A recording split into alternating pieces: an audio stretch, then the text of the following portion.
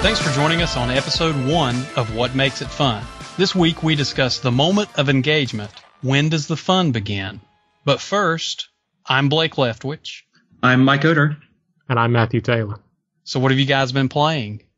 Lately I've been pulling back a little bit. My backlog, I've got Dead Space 2 on the 360, which is just, always have to have one huge AAA game going in the rotation. And then on the iPhone, I've been playing a lot of X-Large Baseball, which is just a great little 8-bit baseball game that I've written about on the site that you can just pick up and play for a few minutes and feel really good about yourself. Mike? Well, one thing I've been playing recently is the Lost City. It's a point-and-click adventure game that you actually introduced me to. So Blake. good. Yeah, my wife and I spent a few nights playing. That was a lot of fun. How about you? What have you been up to? Well, kind of like Matt, I try to keep with at least one big AAA title. So I've been playing Mass Effect 3. I just got back into it, and I did, at my friend's recommendation, set the difficulty back to easy. So now I'm really enjoying myself. It was a little too hard for me on medium, whatever the equivalent of medium is for that game. But I'm having a good time with that. And also iOS stuff. Last night I played some Bejeweled. I tried out some of the different settings, like the butterfly game. In the iOS version, there's like a diamond mine version, so as you clear jewels, it kind of like chops away at dirt, and you're moving down through the earth. It's pretty cool. And there's a butterfly game where you have to like free butterflies before they get to the spider. So they're really creative in the different gameplay styles. But you're really just playing the same game where you match jewels as always. Mm-hmm. And I played some Final Freeway 2. I think it's called Final Freeway 2R. It's kind of a remake of the old Outrun arcade game. It's really good. And that's about it. Are we ready to dive into the discussion? Let's dive in.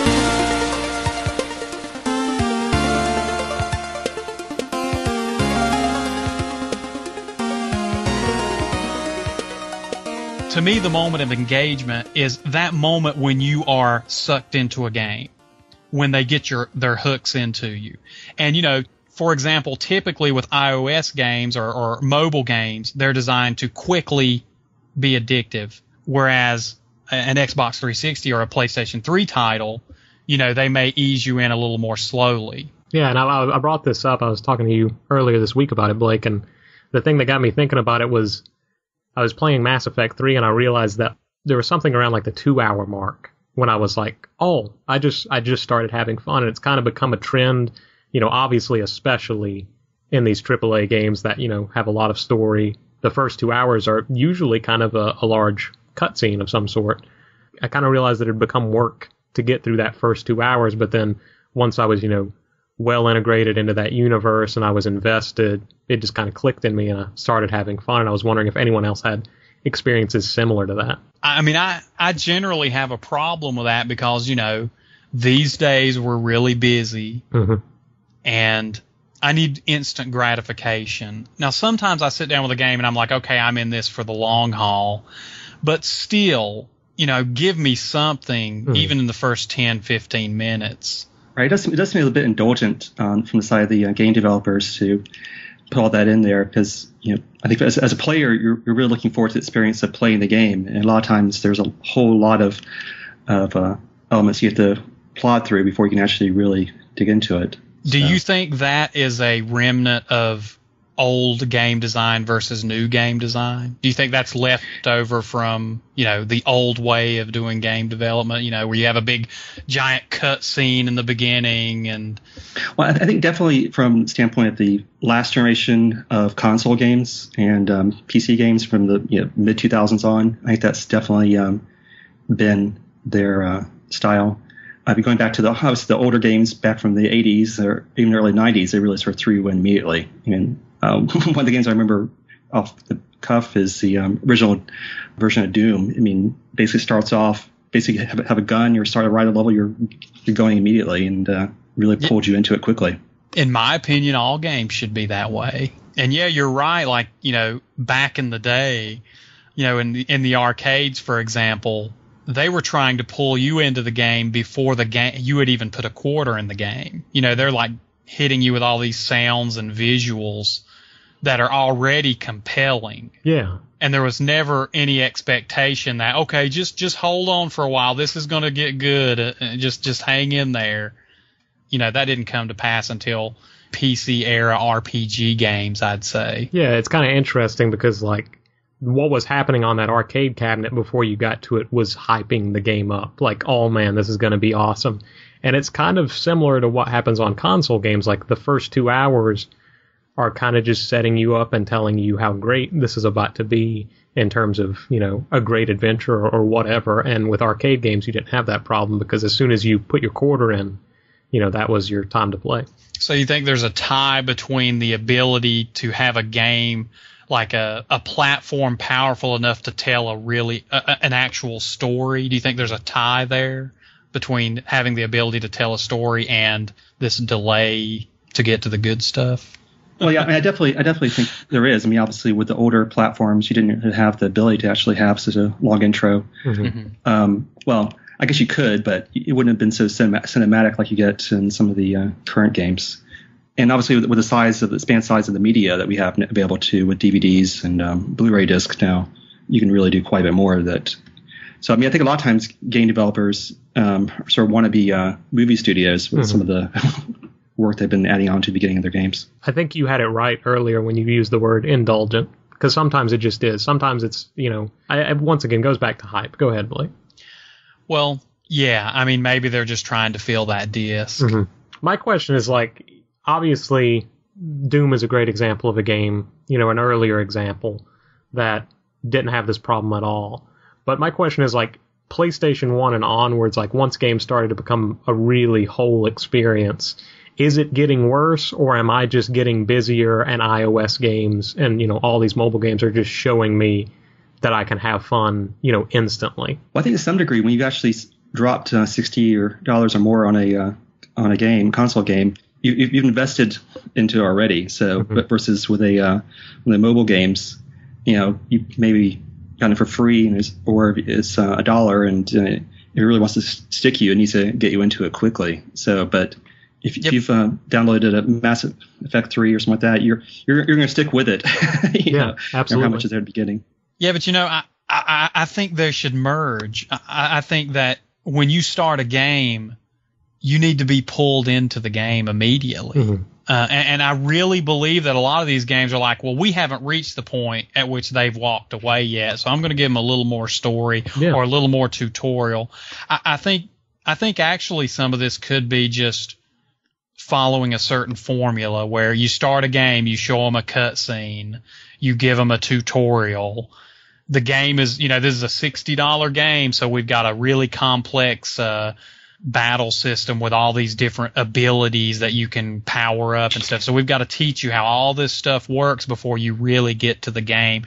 And I think there's just a better way to do it. I think it goes, you know, a lot with just having a great location for, I mean, ultimately, it is sort of a tutorial. In most games, you know, in most console games, the first 30 minutes or whatever are going to be a tutorial. And, like, a great example of a game that didn't have this problem but was still huge and, you know, is BioShock. And I hate to use that example because it's, you know, referenced 1,000 times in every podcast, but that game put you in a really interesting location out in the middle of the ocean to start, and then it just said, go forward and move in this water. And, like, it was already a very captivating location to start a game. And I think most games have a problem where they don't really, it doesn't seem like they really think about where the tutorial will take place. Like, the tutorial takes place in an empty room in most examples. Mm-hmm. Okay, if there's no other points anyone wants to specifically make about this, let me hit this from a different angle. Let's think about some games we've played lately and enjoyed, and like let's get specific. Like, what was the point that pulled you in to that game?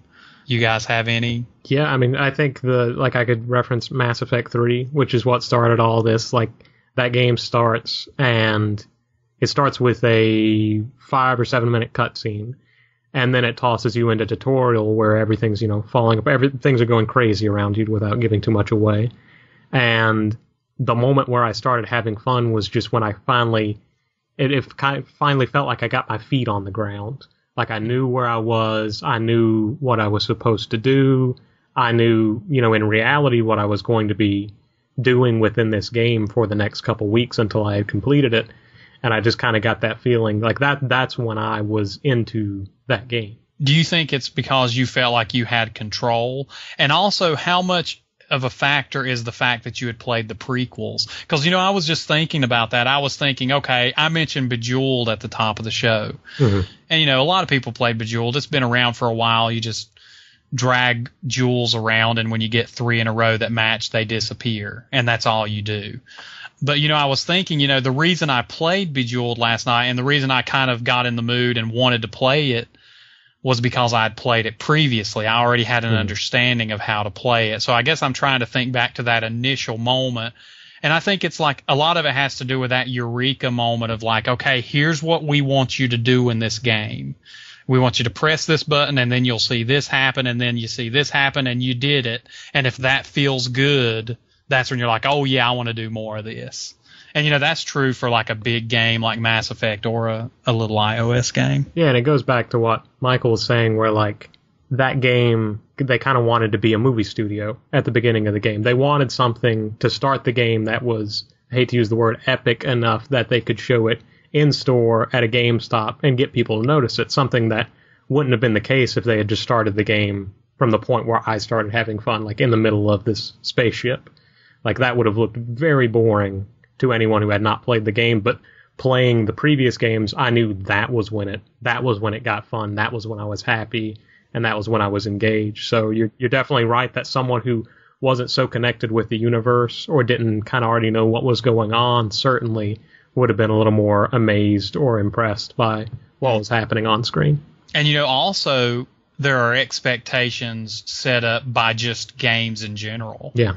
There's these certain rules that we're used to, and maybe therein lies the problem. Mm-hmm. If it's a problem, I think some people, they want to get lost in a world for hours and hours, and, some people want to get instant gratification. So, yeah, a lot of it has to do with the player and what they're looking for. And it really goes back to establishing the game flow, which is, a concept that is in every game. And I guess I feel like the first 2 hours of Mass Effect 3 and a lot of these newer games really just defies the game flow that exists in the rest of the game. So I guess that's what I mean when I say I've got my feet on the ground, is when I begin to understand what the game wants me to do. So it goes back to the game flow to an extent. One of the concepts I'm thinking of on this is bringing in the approach from other media. The rule of thumb from on scripts and movies is actually you need to hook the reader of the script or the viewer actually the movie within the first page or first 5 minutes of the film. Yeah, exactly. Yeah. And it's funny. I'm sorry to interrupt. I just read an article. I can't remember the magazine where they were talking about. It was a book review, and they said in the first chapter of this book, someone got married, there was a car accident that killed half the family, somebody got pregnant, and I was like, wow, I mean, that's it. They're like hooking them in right from the beginning. Sorry to derail you. But I think one of the challenges in games is that there's always a question of the identity of the player. And that's why so many of the games sort of start off with a character who doesn't know who they are, or sort of more of a blank slate, versus obviously with movies and books like that, you're seeing it from a third-person perspective. And so it's easier to define that character. In games, you are the character. So I wonder if that's part of the reason the developers spend so much time at the beginning to help sort of sculpt your experience and sculpt you into the character they want you to be. Yeah, and some games have a different approach for that. I think the most famous example is probably Half-Life. Mm-hmm. Half-Life 2 is a game that's cited as you are the guy playing the game, and therefore you never hear the guy's voice. You never really get a sense of who this person is. The game unfolds based solely on your decisions, versus a game like, I don't know, I don't want to use Mass Effect again as an example, but sometimes you do have a few decisions you can make, dialogue choices, but they are not truly you. Can anyone think of more examples of like when this has happened to you in a game? Because it's happened to me, and I may find something like this in just about every. I can't remember the last time I played a game and I was within 10 minutes just having fun, really. Well, you said that in Red Dead Redemption, it took you a while to get into that game. And that was like, what, last year or maybe the year before that's big AAA game. And you didn't have that problem, right? No. Like as soon as I had control of the character, the first task, and hopefully this isn't too spoilery, was I had to shoot foxes who were stealing chickens from the chicken coop. And I was just immediately immersed. I was just like, this is so cool. I really feel like I'm in some sort of western-y country kind of, setting. Because it's such a cool task to have to do first. So it pulled me in immediately. And I mean, it took me a while to get the controls down, and I think there's a difference there between being immersed in the world and being hooked. So in other words, there's different ways that you can get hooked. It can be gameplay that hooks you, or it can be the world that hooks you. And I think what's happening a lot of times in your case, Matt, when you're saying it's taken me a few hours to get into the game, well, maybe the world's just not grabbing you the way they wanted it to. They were expecting as soon as you see this landscape, you're going to be completely into this. I mean, because I can even cite like a game like Pikmin for the Nintendo Wii, they made a version of it for the Nintendo Wii.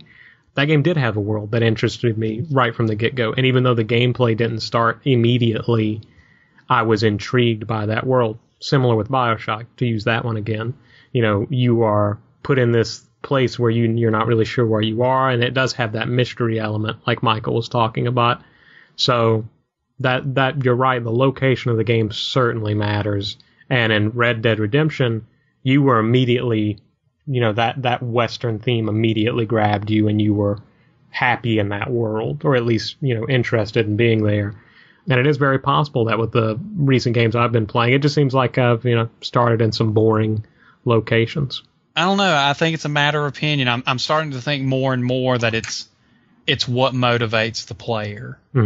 If the player bought this game so they could be immersed in an RPG world, and your name is Eldritch Cloakwind. What was the name of that character? I'm sorry.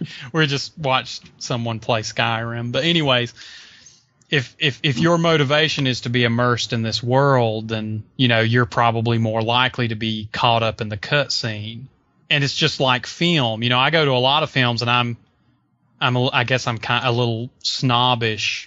I really kind of have high expectations for dialogue and story and music, and it's very rare that I actually go see a film and I'm like, oh, I'm really into this. Usually I'm kind of like, oh, that was cheesy, And it's the same way for games. But I think that if you're the type of player that wants to get immersed in a world, it's going to be completely different. I'm the type of player, I feel like I have to either be immersed in a world. Well, I need both.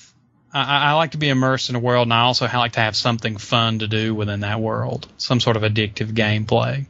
But that was the second one I was going to say. You're either the kind of player that wants to be immersed in some sort of world, or the type of player that, is just there to have fun with some little quirky gameplay mechanic like Angry Birds.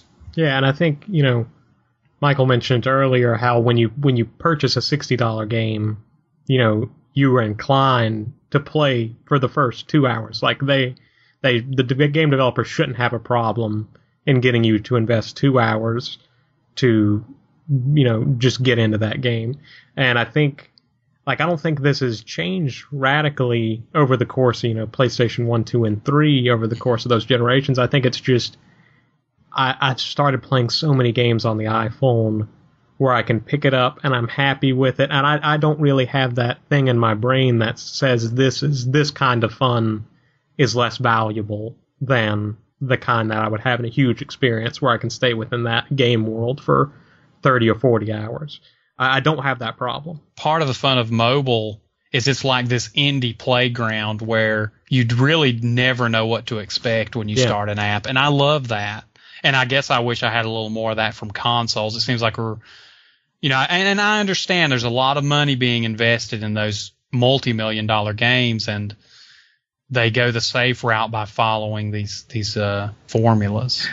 Although I think there needs to be some sort of balance when looking at the flow of the gameplay. I mean, you need to feel like you're engaging the player off the bat and keeping them engaged throughout the experience. I mean, sort of an opposite example came to mind was a iOS game I played, Galaxy on Fire, the first version, and I really loved the first few levels of that. In that game, you're playing a mercenary in this sort of war-torn galaxy, and you're on all these different missions that you are given. And the first part, there's actually more of a story element where you're playing through, and you actually have a real goal.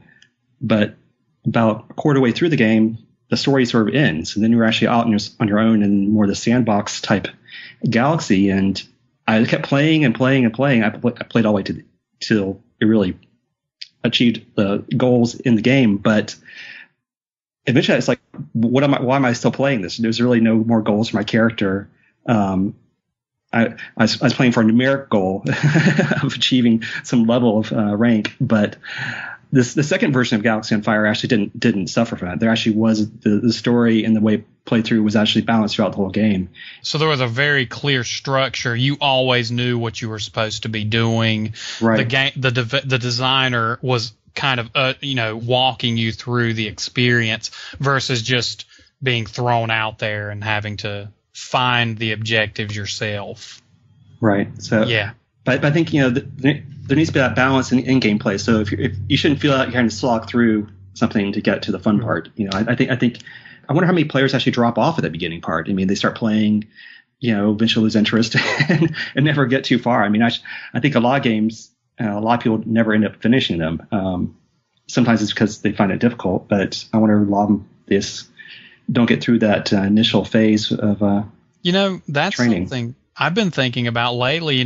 One of my friends just recently purchased an iPhone, actually upgraded to a later version of the iPhone, but he was looking for some new apps to download, and he had never tried Angry Birds.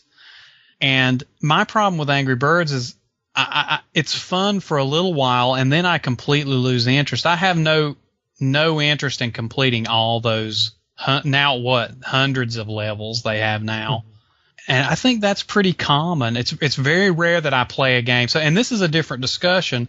I was hooked on Angry Birds when I was like, oh, this is cool. This is fun. I like shooting and knocking over these, I like shooting the birds, killing pigs, knocking over the structures.